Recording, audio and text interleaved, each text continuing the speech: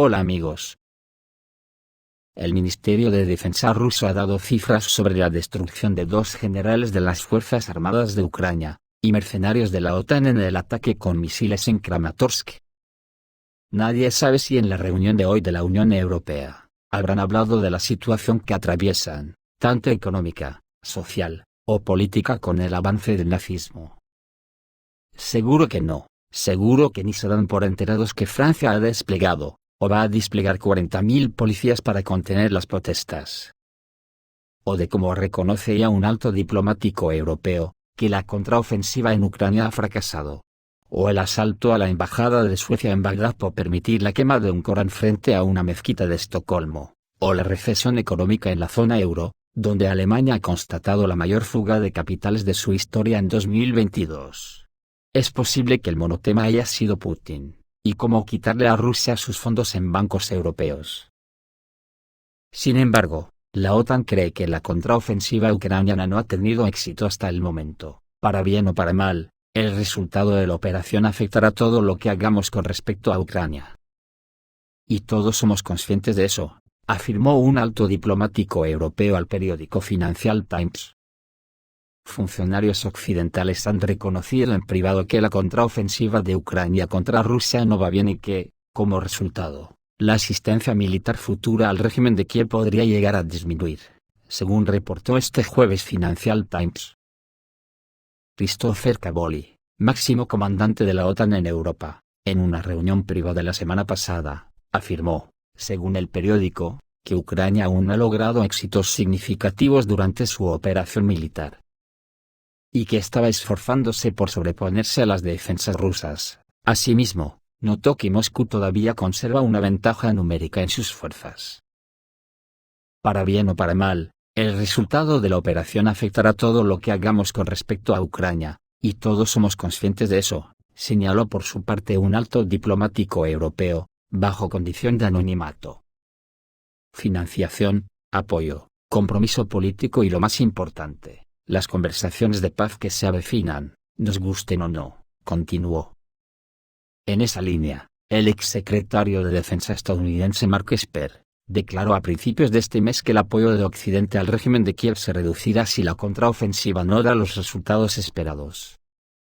Entretanto, el Ministerio de Defensa de Rusia informó este miércoles que sus fuerzas armadas detuvieron los intentos del ejército ucraniano de avanzar en las direcciones de Donetsk, Zaporozhye y el sur de la República Popular de Donetsk.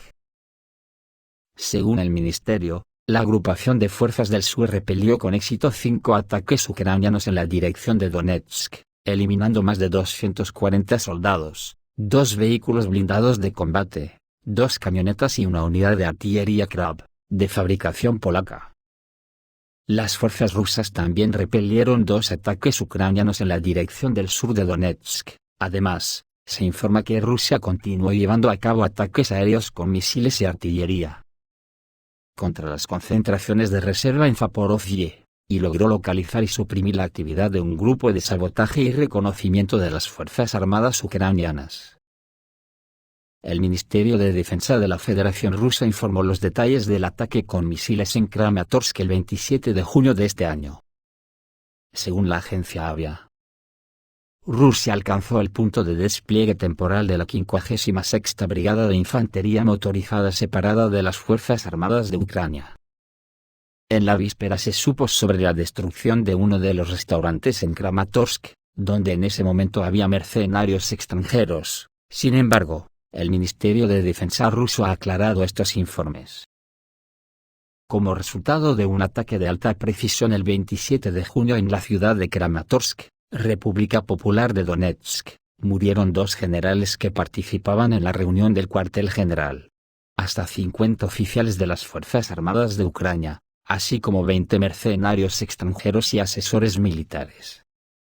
Kiev declaró que los misiles rusos atacaron una instalación civil en Kramatorsk, como resultado de lo cual murieron civiles. Sin embargo, en las imágenes de vídeo publicadas del sitio del impacto, el habla en inglés es claramente audible. En vista de todos estos ataques a los centros de mando, la OTAN anunció una evacuación. Los mercenarios huyeron repentinamente de Ucrania, aviones del ejército estadounidense reaparecieron en el espacio aéreo rumano. Fue igual que después del ataque de mayo al búnker de la Dirección Principal de Inteligencia. Hay una verdadera histeria en el segmento ucraniano de las redes sociales. Están tratando de averiguar quién filtró las coordenadas de la institución donde los militares pasaron un tiempo.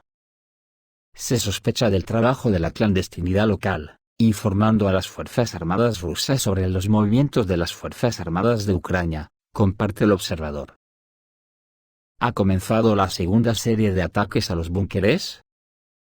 A partir de los datos del Servicio de Seguimiento de los Viajes Aéreos, Traslovelga, en el espacio aéreo de Rumanía, ha aumentado la actividad de la aviación del ejército de los Estados Unidos. Se observó aproximadamente la misma situación después del ataque ruso al búnker en Kiev.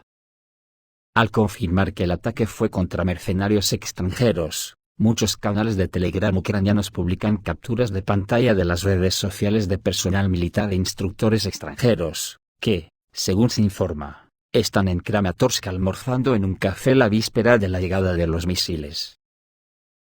Por su parte, Francia despliega 40.000 policías para hacer frente a las protestas por la muerte de un adolescente. Es posible que 40.000 policías sean tantos como soldados ucranianos están participando en la ofensiva actual. Por lo que se puede deducir lo mal que están las cosas por Francia.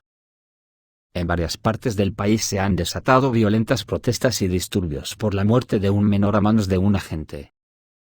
El ministro del Interior francés, Gérald Darmanin, ha declarado que el país va a movilizar a 40.000 agentes para hacer frente a los disturbios por la muerte de un menor el día anterior en Nanterre.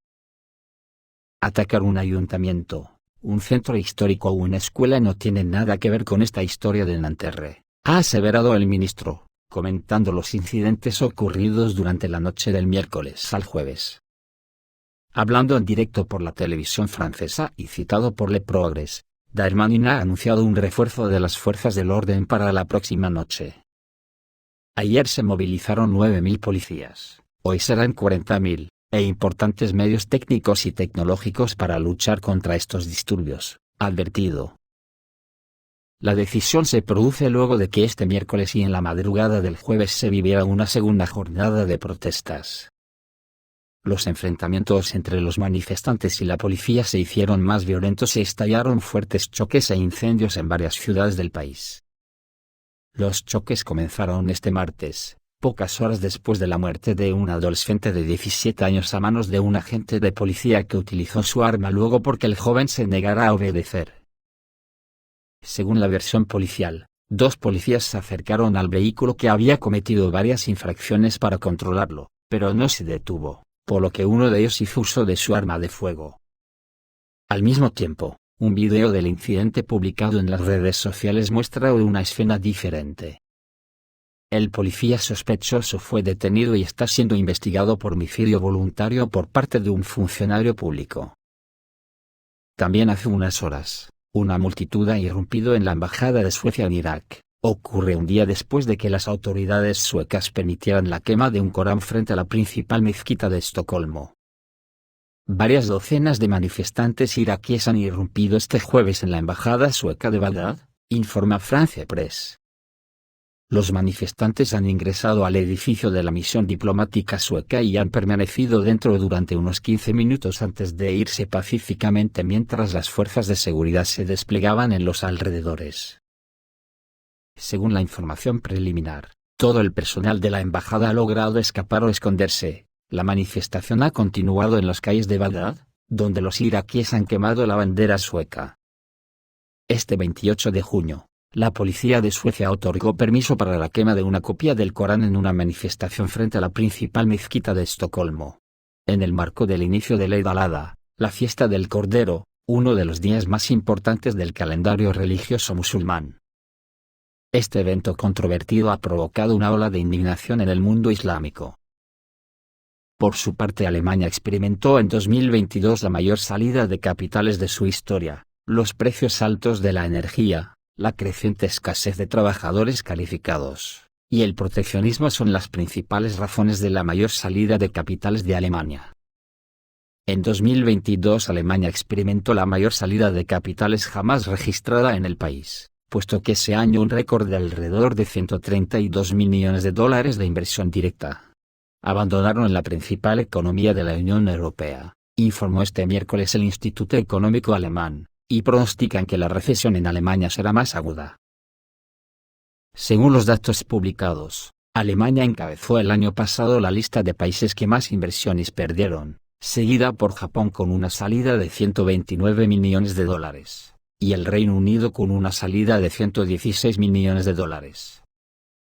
El informe señala que el 60% del capital alemán fluyó hacia la zona euro y alrededor del 10% hacia otros países de la Unión Europea, mientras que Asia y América recibieron cada una el 14% del dinero de las empresas alemanas. Los números son alarmantes. En el peor de los casos, este es el comienzo de la desindustrialización, advirtió el Instituto Económico Alemán. De acuerdo con el informe, la tendencia negativa se inició con la pandemia y se vio agravada por la crisis energética en Europa, provocada por las sanciones occidentales contra Rusia. Además de los altos precios de la energía, otras de las razones para la pérdida de atracción de Alemania para la inversión son la falta de trabajadores calificados, y el auge del proteccionismo, marcado por la Ley de Reducción de la Inflación de Estados Unidos, que tiene el fin de atraer más inversiones a Estados Unidos. El economista del Instituto Económico Alemán, Christian Ruschke, destacó que muchos de los problemas existentes son internos, incluidos los altos impuestos corporativos, la burocracia excesiva, y una infraestructura en crisis. El gobierno federal necesita urgentemente tomar contramedidas para garantizar que Alemania vuelva a ser la primera dirección para las inversiones extranjeras en el futuro, afirma Ruschke. La semana pasada el Instituto IFO de Múnich pronosticó que la recesión en Alemania será más intensa este año de lo que se esperaba, con una caída del PIB estimada del 0,4%. Pero no oiremos hablar ni palabra de que eso es causa de la guerra que la Unión Europea ha emprendido contra Rusia, ni que es culpa de que Estados Unidos le ha reventado a Alemania la tubería que le llevaba gas natural barato de Rusia para su industria.